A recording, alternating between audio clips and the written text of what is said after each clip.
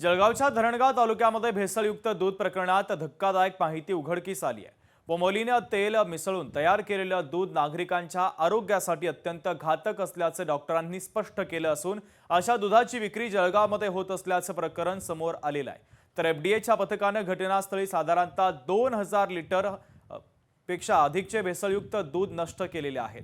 पाहूयात।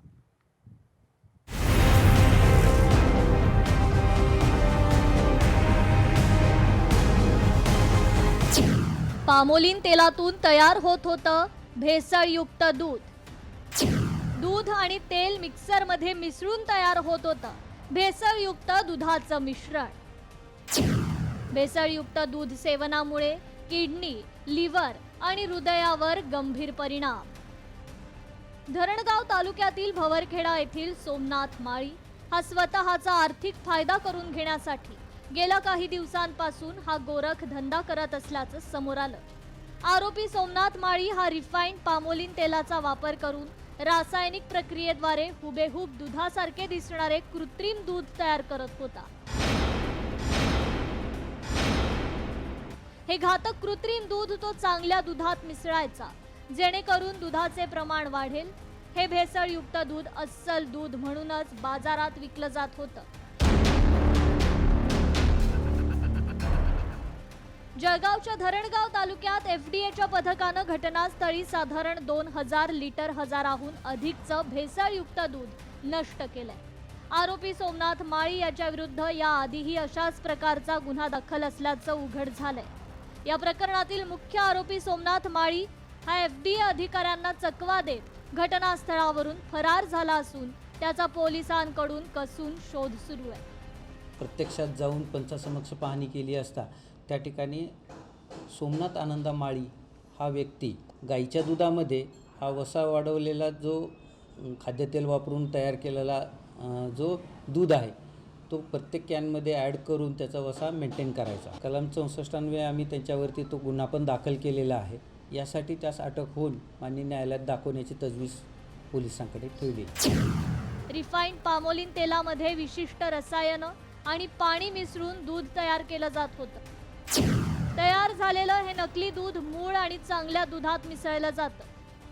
कृत्रिम दूध मिसळल्यानं दुधातील फॅटचं प्रमाण अधिक असल्याचं भासतं। फॅट जास्त असल्यामुळे हे दूध दर्जेदार असल्याचं भासवून अधिक भावानं विकलं जातं। या प्रकरणामुळे जिल्ह्यात मोठी खळबळ उडाली असून पोलिसांनी अन्न सुरक्षा मानक अधिनियम 2006 तसेच BNSच्या विविध कलमान्वये गुन्हा दाखल करून पुढील तपास सुरू केलाय।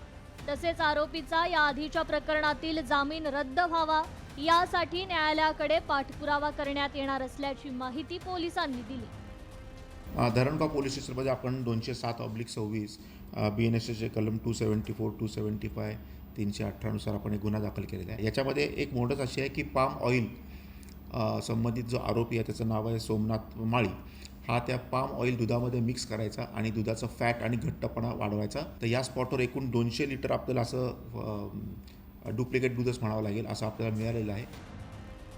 डॉक्टरांनी या प्रकाराबाबत गंभीर इशारा दिलाय। सतत अशा प्रकारचं भेसळयुक्त दूध सेवन केल्यास मानवी शरीरावर गंभीर परिणाम होऊ शकतात। किडनी, लिव्हर आणि हृदयासारख्या अंतर्गत अवयवांवर त्याचा घातक परिणाम होतो।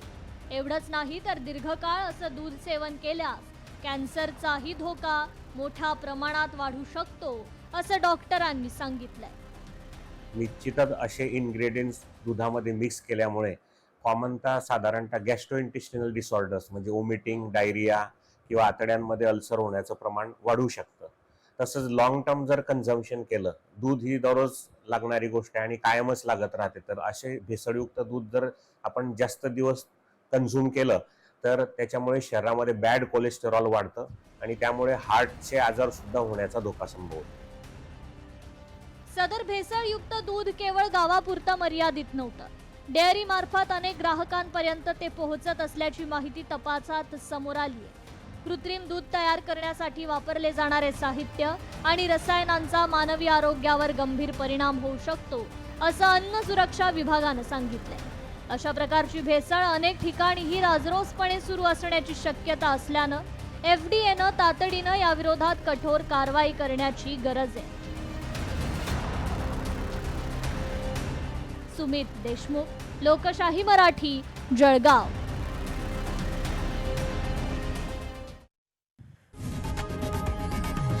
लोकशाही मराठी ऐका, पहा, जागरूक रहा.